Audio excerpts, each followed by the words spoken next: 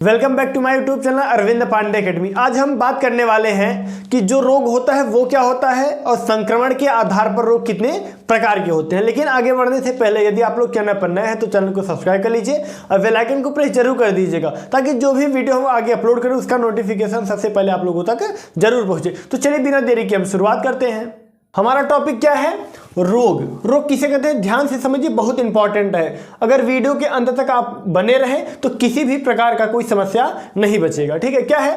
प्रायः शरीर के पूर्ण रूप से कार्य करने में किसी भी प्रकार की कमी होना क्या कहलाता है? रोग कहलाता है। यानी हमारा जो शरीर है कई क्रियाओं को करता है, उसमें से एक भी क्रिया करने में कमी हो जाए तो वही क्या कहलाता है? रोग कहलाता है। ठीक, यानी हमारा शरीर जो भी कार्य कर रहा है उसमें से कुछ भी कमी हो जाए तो वो क्या कहलाएगा? रोग कहलाएगा। अब जो रोग होते हैं वो कई प्रकार के होते हैं, मानसिक, शारीरिक, ठीक, शरीर के अंदरूनी कमी के कारण हो जाते हैं। लेकिन आज हम केवल क्या बात करने वाले हैं कि संक्रमण के आधार पर जो रोग होते हैं वो कितने प्रकार के होते हैं। ठीक है, तो क्या है? रोग के प्रकार। रोग के प्रकार, संक्रमण के आधार पर रोग दो प्रकार के होते हैं। संक्रमण के आधार पर रोग कितने प्रकार के होते हैं? दो प्रकार के होते हैं। पहला है संक्रामक रोग। पहला क्या है? संक्रामक रोग। और दूसरा है असंक्रामक रोग। पहला है संक्रामक रोग, दूसरा क्या है? असंक्रामक रोग। अब हम बात करेंगे कि संक्रामक रोग क्या होता है, असंक्रामक रोग क्या होता है। लेकिन आगे बढ़ने से पहले आप लोग इसका स्क्रीनशॉट ले लीजिए।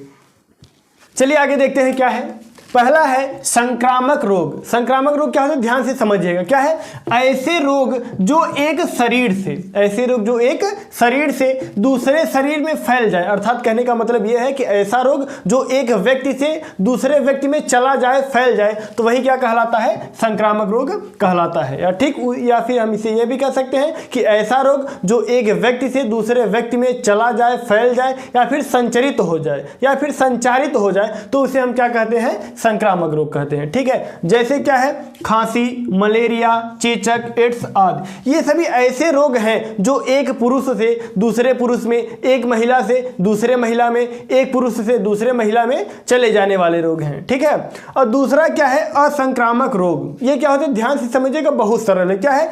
ऐसे रोग जो एक शरीर से दूसरे शरीर में न फैले। अर्थात एक शरीर से दूसरे शरीर में न फैले या फिर एक शरीर से दूसरे शरीर में न जाए, तो उस प्रकार के रोग को क्या कहते हैं? असंक्रामक रोग कहते हैं। जैसे क्या है? खून की कमी। अब मान लीजिए पड़ोसी को खून की कमी है, अब वो आपको छू लेगा, ऐसा तो है नहीं कि पड़ोसी से आप उसे छुए, उससे बात करें तो आप में भी खून की कमी हो जाता है, ऐसा तो है नहीं। तो ये क्या है? असंक्रामक रोग है। ठीक है, तो खून की कमी। दूसरा है सिर दर्द। मान लीजिए आपके मित्र का सिर दर्द कर रहा है, अब उससे बात करने से, उसका सिर छूने से ऐसा तो है नहीं कि आपका भी सिर दर्द करने लगेगा। तो ऐसा रोग जो एक व्यक्ति से दूसरे व्यक्ति में ना आए, तो उस प्रकार का जो रोग होता है वो क्या कहलाता है? असंक्रामक रोग। उसके बाद बदन दर्द है, तो बदन दर्द भी ठीक उसी प्रकार है। ठीक, उसके बाद आदि है।